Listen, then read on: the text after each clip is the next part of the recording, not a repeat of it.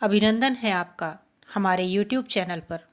सनातन संस्कृति की बातों के मध्य आज हम जानेंगे, राजा जनक ने घोषणा की, स्वयंवर में मौजूद जो भी पुरुष शिवजी के धनुष को उठाकर उस पर प्रत्यंचा चढ़ाने में सफल हुआ होगा, वही उनकी पुत्री से विवाह करने लायक होगा। राजा जनक द्वारा की गई इस घोषणा का वर्णन वाल्मीकि रामायण में भी मौजूद है। राजा जनक की इस घोषणा पर कई लोगों ने विरोध भी किया और कहा कि शिवजी के इस महान धनुष को एक जगह से दूसरी जगह ले जाने के लिए भी एक बड़ी मात्रा में सेवकों को एकत्रित करना पड़ता है। यह धनुष इतना वजनदार है कि एक अकेला इंसान इसे हिला भी नहीं सकता।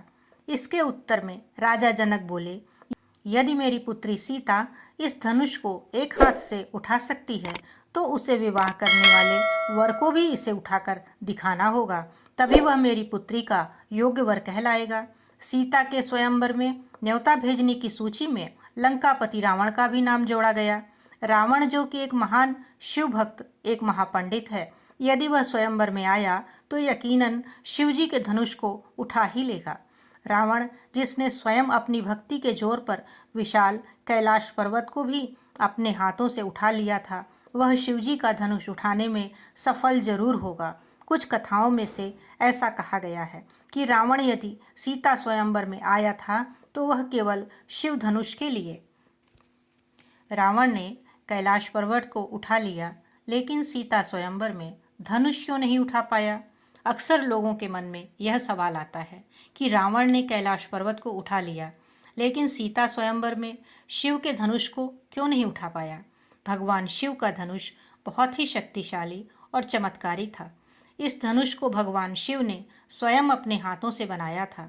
पुराणों में उल्लेख है कि भगवान शिव जब इस धनुष को धारण करते थे और इसकी प्रत्यंचा चढ़ाते थे, तब उसकी एक ही टंकार से बादल फट जाते थे, पर्वत हिलने लगते थे और ऐसा लगता था मानो तीनों लोकों में भूकंप आ गया हो। भगवान शिव के इस धनुष का नाम पिनाक था। इस धनुष के एक ही तीर से भगवान शिव ने त्रिपुरासुर की तीनों नगरियों को ध्वस्त कर दिया था। कहते हैं कि देवी देवताओं का काल जब समाप्त हुआ, उसके बाद इस धनुष को देवराज इंद्र को सौंप दिया गया। देवताओं ने इस धनुष को बाद में राजा जनक के पूर्वज देवराज को सौंपा। उन्हीं के धरोहर स्वरूप यह धनुष राजा जनक के पास सुरक्षित था। राजा जनक इसको अपने महल में पूर्ण रूप से संरक्षित करके रखते थे।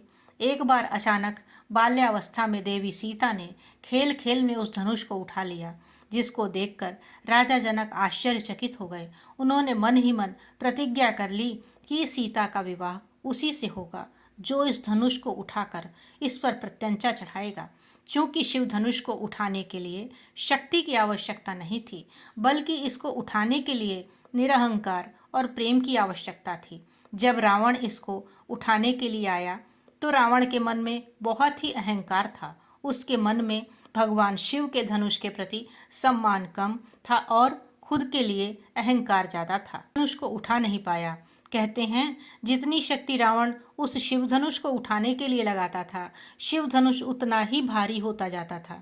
रावण तो बहुत ही बलशाली व विद्वानी था और वो कोई आम इंसान नहीं था। उसके लिए इस धनुष को उठाना संभव था, लेकिन फिर भी वो ये ना कर सका। दरअसल इसके पीछे एक कारण था। इसकी वजह को श्री रामचरितमानस में लिखित एक चौपाई से समझा जा सकता है। उठहु राम भंजहु भवचापा, मेटहु तात जनक परितापा। इसका अर्थ है, हे पुत्र श्री राम उठो और भव सागर रूपी इस धनुष को तोड़कर जनक की पीड़ा का हरण करो। राजा जनक, जो अपनी पुत्री सीता के विवाह को लेकर काफ़ी चिंतित थे, इस चौपाई में भव चापा शब्द का अर्थ है धनुष को उठाने के लिए शक्ति की नहीं बल्कि प्रेम की जरूरत है। इसके मुताबिक जो अहंकार से कोसों दूर हो, दयालु हो, मृदभाषी हो व कृपालु हो, ऐसे ही सद्गुणों से युक्त व्यक्ति इस धनुष को उठा सकता था। लेकिन रावण एक अहंकारी राजा था। उसमें घमंड कूट कूट कर भरा था। वह हर वस्तु शक्ति से पाना चाहता था। इसी कारण स्वयंवर में वो इस धनुष को हिला तक ना सका। प्रभु श्री राम ने एक ही प्रयास में तोड़ दिया था धनुष।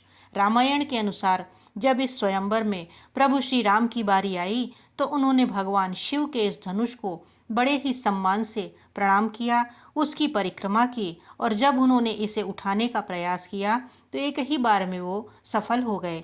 उन्होंने उसकी प्रत्यंचा चढ़ाई और उसे तोड़ दिया। ये सब भगवान श्री राम के स्नेह, विनयशीलता और निर्मलता के कारण ही संपन्न हुआ। आशा है आपको यह जानकारी पसंद आई होगी। इसी के साथ हम आपसे आज विदा लेते हैं और आगे भी इस तरह की पौराणिक एवं धार्मिक कथाओं को सुनने के लिए चैनल को लाइक एवं सब्सक्राइब अवश्य करें।